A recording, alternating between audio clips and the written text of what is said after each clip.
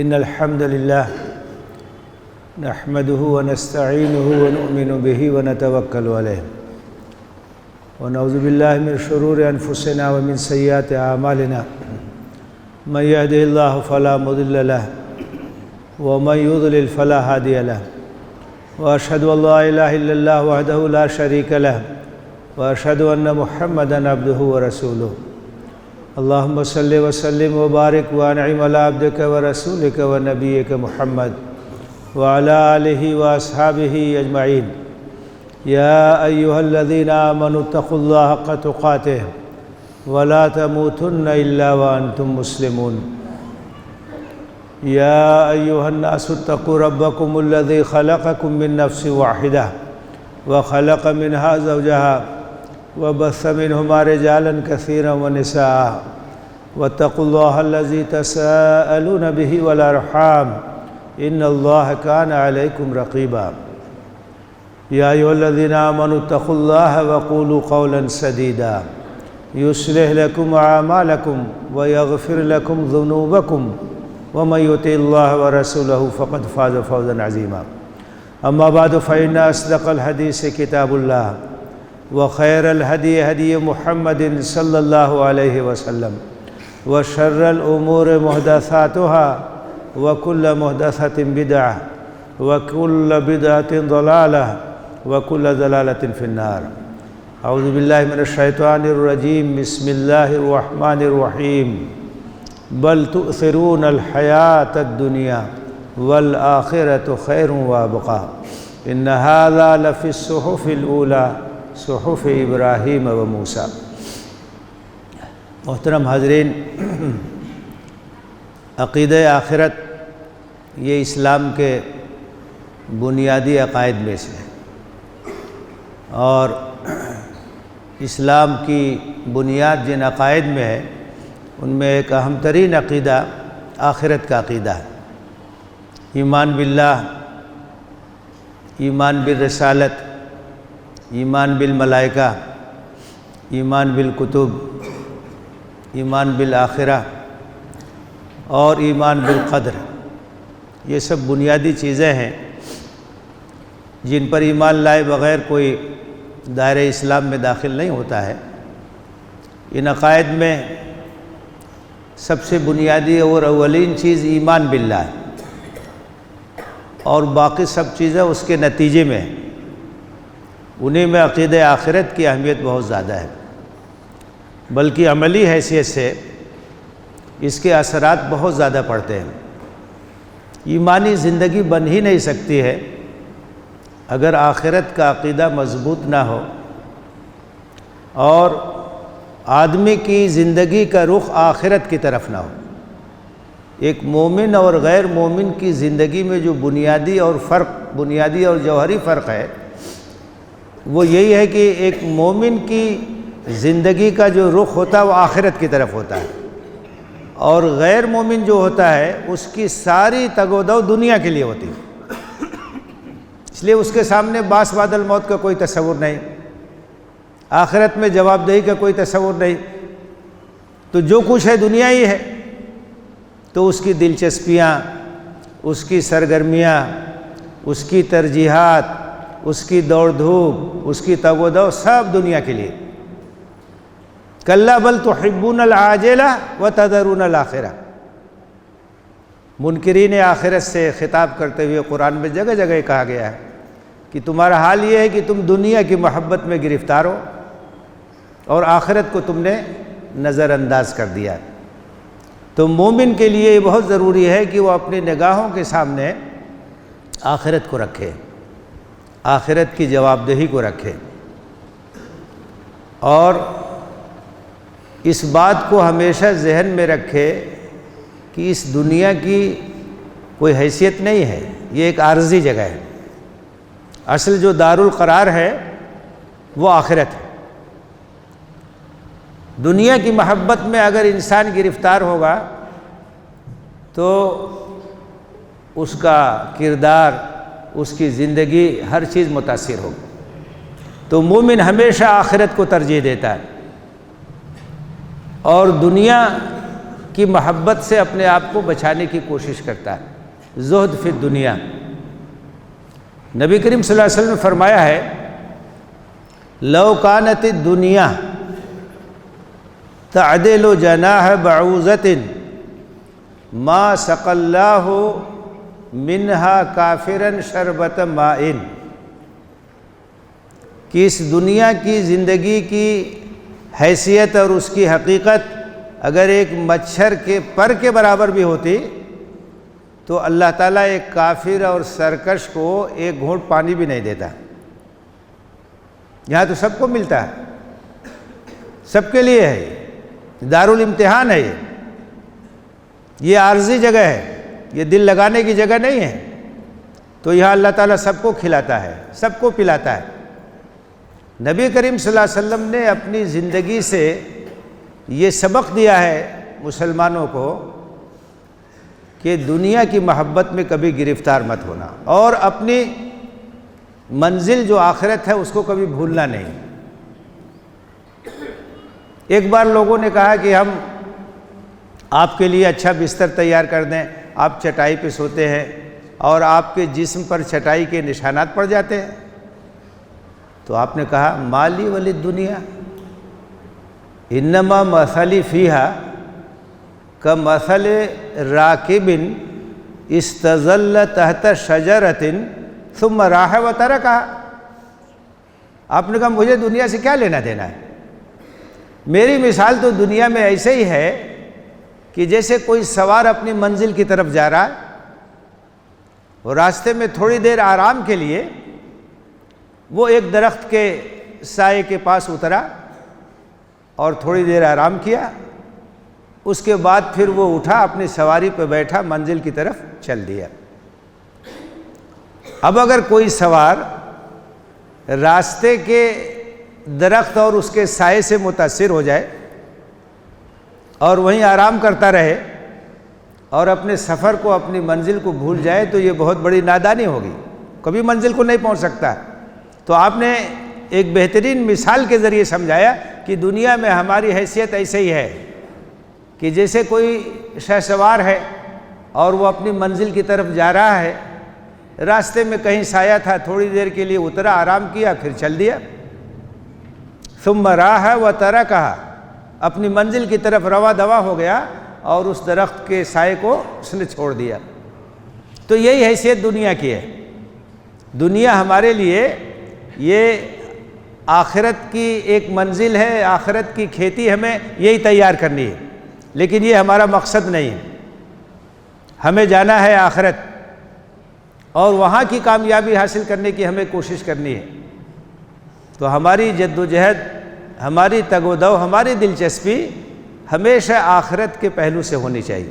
مومن کوئی بھی کام کرتا ہے، کوئی بھی فیصلہ کرتا ہے، یہ دیکھتا ہے کہ آخرت میں اس کا کیا نفع ملنے والا ہے، دنیا کے اپنے دل سے وہ نکال دیتا ہے۔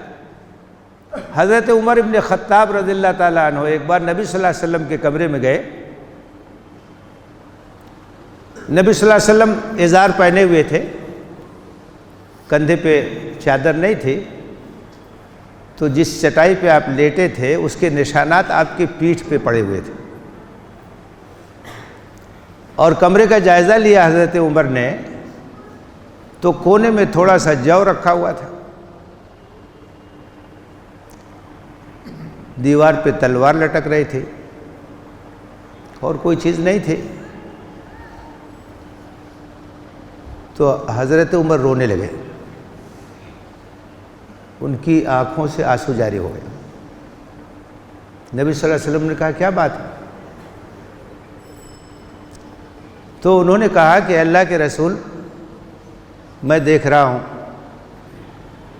آپ کی پیٹھ پر چٹائی کے نشانات ہیں، آپ کے کمرے میں تھوڑا سا جو رکھا ہوا ہے، کوئی چیز آپ کے پاس دنیا کے ساز و سامان کی نہیں ہے، اور قیصر و کسریٰ کے ہاں طرح طرح کی چیزیں ہیں، مال و دولت کی ریل پیل ہے۔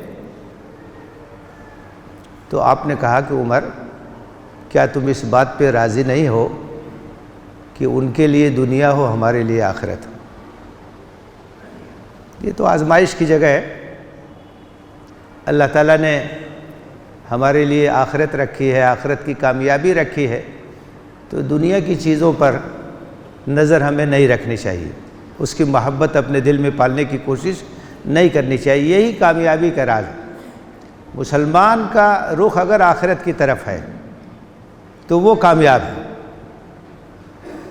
امت مسلمہ اگر آخرت رخی زندگی بسر کر رہی ہے تو وہ کامیاب ہوگی، لیکن اگر وہ دنیا ہی کی محبت میں گرفتار ہو جائے اور لوگوں کی طرح سے، اور دنیا کو سب کچھ سمجھ لے، یہاں ترک دنیا کی بات بھی نہیں، دنیا میں ہمیں رہنا ہے لیکن آخرت کو بھولنا نہیں۔ وَأَمَّا مَنْ خَافَ مَقَامَ رَبِّهِ وَنَهَى النَّفْسَ عَنِ الْهَوَىٰ فَإِنَّ الْجَنَّةَ هِيَ الْمَأْوَىٰ۔ دنیا میں اس طرح سے رہنا ہے کہ اللہ کے سامنے جواب دہی کا احساس یہ کبھی زائل نہ ہونے پائے۔ اللہ کے سامنے پیشی ہوگی، ہر چیز کے بارے میں جواب دینا ہوگا، خواہشات پر قابو رکھے تو اسی کے لیے جنت ہے، اسی کے لیے کامیابی ہے۔ تو دنیا میں رہتے ہوئے دنیا سے دل نہ لگانا، یہ اصل امتحان ہے۔ مومن بھی اسی دنیا میں رہتا ہے، کافر بھی اسی دنیا میں رہتا ہے، لیکن مومن دنیا کی محبت میں گرفتار نہیں ہوتا، جانتا ہے کہ ہماری منزل آخرت، جانتا ہے کہ موت کے بعد دوسرا مرحلہ شروع ہوتا ہے، ایک زندگی ختم ہوتی ہے، دوسری زندگی شروع ہوتی ہے، اور وہی زندگی ہمیشہ رہنے والی ہے۔ کل نفس ذائقۃ الموت، ہر شخص کو موت کا مزہ چکھنا ہے، جو بھی آیا ایک دن اسے دنیا سے جانا ہے، لیکن مرنے کے بعد معاملہ ختم نہیں ہوتا ہے۔ وَإِنَّمَا تُوَفَّوْنَ أُجُورَكُمْ يَوْمَ الْقِيَامَةِ، قیامت کے دن تمہاری پیشی ہوگی اور جو کچھ بھی تم نے کیا اس کا پورا پورا بدلہ ملے گا۔ فَمَنْ زُحْزِحَ عَنِ النَّارِ وَأُدْخِلَ الْجَنَّةَ فَقَدْ فَازَ، تو وہاں جو آگ سے بچا لیا گیا اور جنت میں داخل کر دیا گیا وہی اصل میں کامیاب ہے۔ دنیا کی زندگی تو ایک دھوکے کی جگہ ہے، متاع الغرور ہے۔ تو اس حیثیت سے مومن کو یہاں زندگی بسر کرنی چاہیے، دنیا کی محبت میں گرفتار نہ ہو۔ یہ زہر ہے، سم قاتل ہے۔ اگر مال، دولت، دنیا کی دیگر چیزوں کی محبت میں مسلمان گرفتار ہو گئے تو اس کے بعد ان کو ناکامی سے کوئی بچا نہیں سکتا ہے۔ اللہ کے رسول نے فرمایا تھا کہ ایک وقت ایسا آنے والا ہے کہ دنیا کی قومیں تمہارے اوپر اس طرح سے ٹوٹ پڑیں گی جس طرح سے کھانے والے دسترخوان پہ ٹوٹ پڑتے ہیں۔ آج آپ دیکھ رہے ہیں ہر طرف سے مسلمانوں پہ یلغار ہے، ان کو نشانہ بنایا جا رہا ہے، ہر طرف سے وہ ظلم اور ستم کا شکار ہے، وہی منظر ہے۔ تو آپ نے کہا تھا کہ ایسا وقت آنے والا ہے کہ دنیا کی قومیں تمہارے اوپر اس طرح سے ٹوٹ پڑیں گی جس طرح سے کھانے والے دسترخوان پہ ٹوٹ پڑتے ہیں۔ تو صحابہ نے پوچھا کیا ہماری تعداد کم ہوگی؟ قلت تعداد کی وجہ سے ایسا ہوگا؟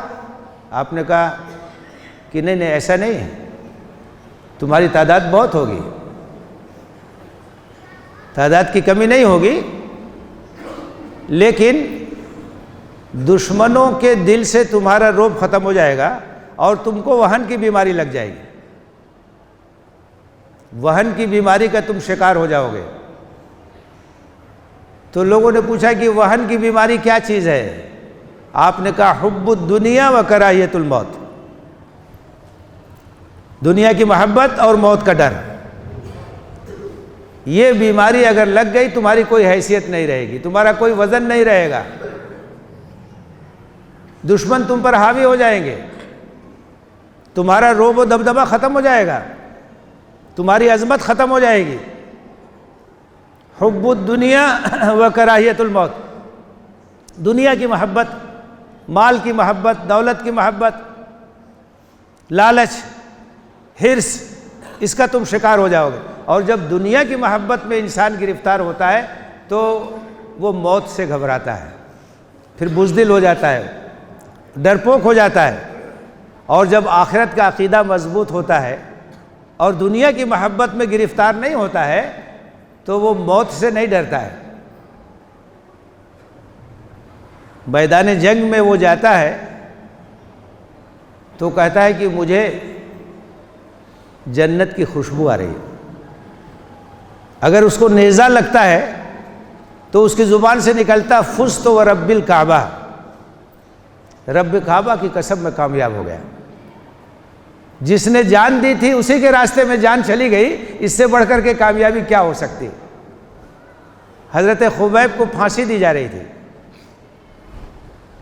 تو اس وقت ان کی زبان پر جو اشعار تھے، فلست ابالی حین اقتل مسلما علی ای شق کان فی اللہ مسرعی ولکنہ فی ذات الالہ وان یشاء یبارک علی اوصال سلو ممزعی۔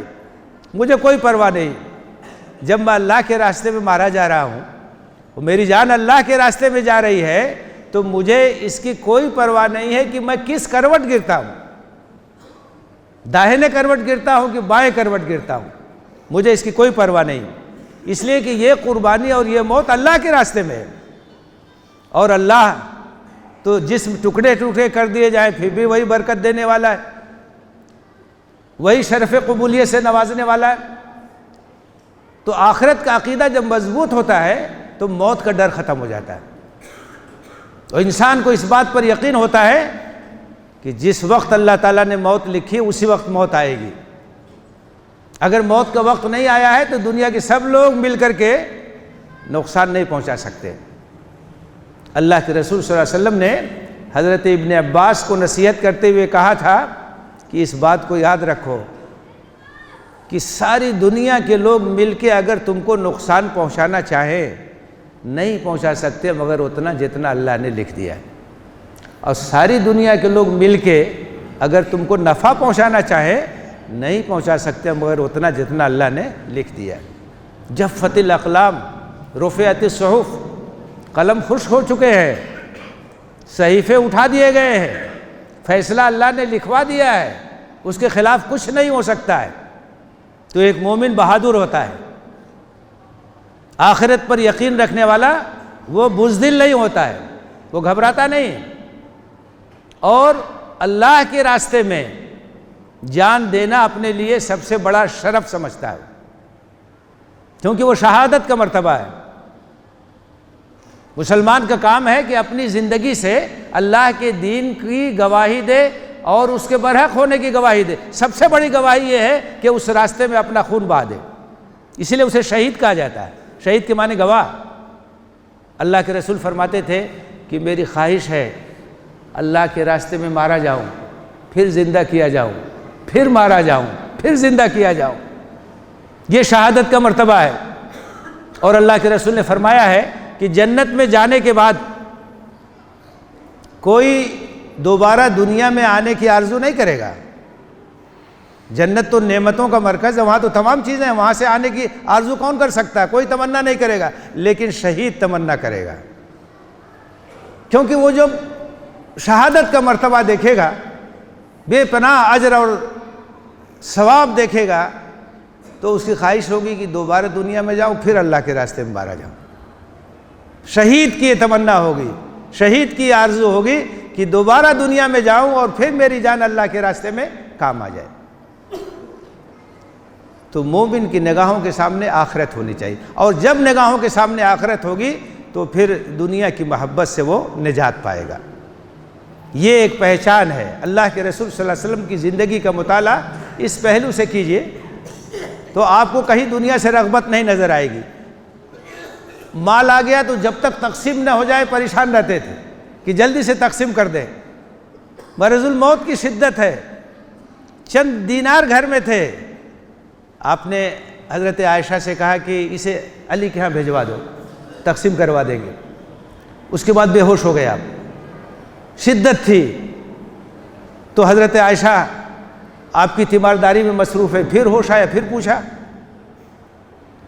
پھر بے ہوش ہو گئے۔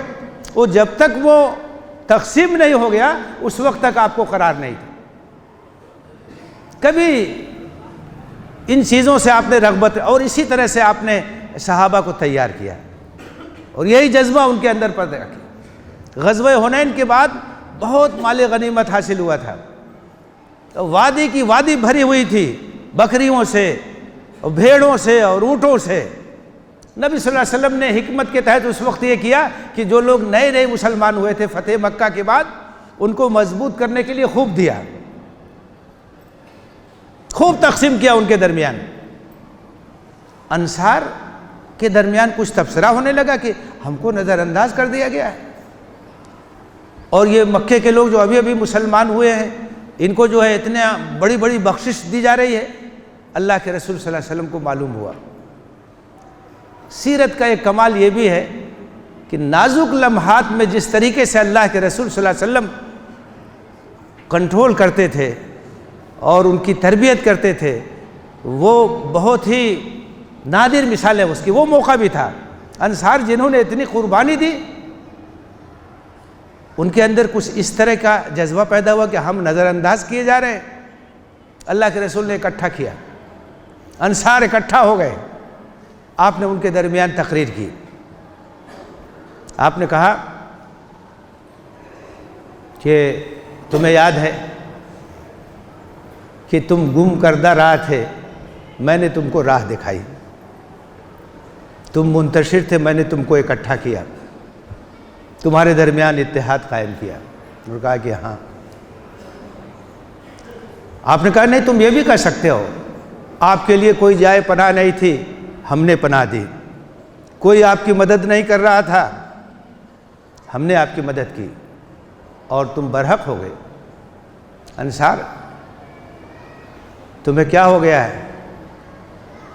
یہ تھوڑا سا دنیا کا مال و متاع جس کو میں نے تالیف قلب کے لیے نئے نئے مسلمان جو ان کو دے دیا ہے، اس کی وجہ سے تم کبیدہ خاطر ہو؟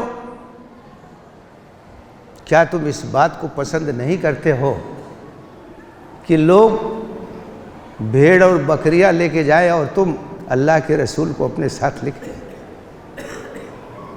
رونے لگے لوگ۔ کہا کہ نہیں، ہم راضی ہیں اس پر۔ یہ ہے تربیت، آخرت، دنیا سے بے رغبتی، زہد، دنیا کی محبت کو اپنے دل سے نکالنا۔ اسی انداز سے امت کو تیار کرنے کی ضرورت ہے، اپنے بال بچوں کی پرورش کی ضرورت ہے، اپنے نوجوانوں کو آخرت کا دیوانہ بنانے کی ضرورت۔ ان کے سامنے جنت، ان کے سامنے آخرت کی باز پرس، اور کوئی چیز نہیں۔ ہمارا کیریئر آخرت ہے، ہمارا مستقبل آخرت ہے، ہماری کامیابی جنت ہے۔ اللہ کی رضا مل جائے پھر ہمیں کچھ نہیں چاہیے، سب سے بڑا کیریئر ہے۔ یہ منزل ہماری نگاہوں کے سامنے ہو، یہ جذبہ پیدا کیا جائے، اسی میں امت کی کامیابی ہے۔ عظمت رفتہ کی بازیابی جو ہوگی وہ اسی طریقے سے ہوگی جس طریقے سے صدر اول میں ہوئی تھی۔ اللہ تعالیٰ ہمیں اس کی توفیق دے، آمین۔ وآخر دعوانا ان الحمد للہ رب العالمین۔ اقول قولی ھذا واستغفر اللہ لی ولکم اجمعین فاستغفروہ انہ هو الغفور الرحیم۔